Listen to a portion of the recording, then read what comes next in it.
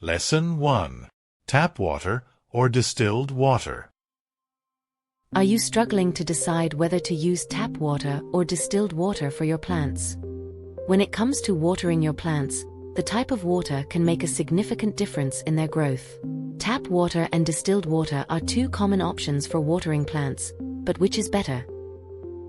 Exploring tap water. Tap water has been utilized over decades for indoor growing.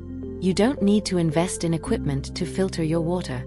The chlorine levels are not always high enough to hurt your plants. Even with hydroponic growing, tap water can be very clean. It becomes a problem when your EC value or N/pK ratios end up out of sync, causing nutrient lockout.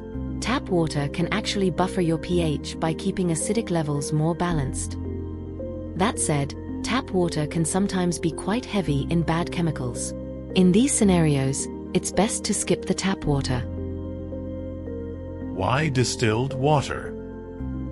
Distilled water is free of minerals including chemical impurities, making it great for hydroponics. Pure water helps you avoid mineral buildup in soil. With distilled water, you know exactly how much you feed. One thing to note is you may face low pH even when doing everything right. It does not have buffering capabilities. Find it at grocery shops for $1.25. By incorporating this information, you can increase the amount of fertilizer before you get lockout or nutrient burn.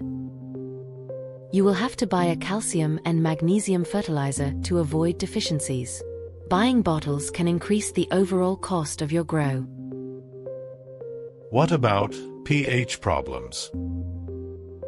You need to know why this happens. Tap water has calcium carbonate, which is a pH buffer made up from calcium. Distilled water has no buffering capability, minerals or nitrates, so the pH tends to drop with fertilizers. Which water is better for plants? The best option depends on what strain you grow and water quality. If you notice mineral buildup in your soil from tap water, the best choice will be distilled water.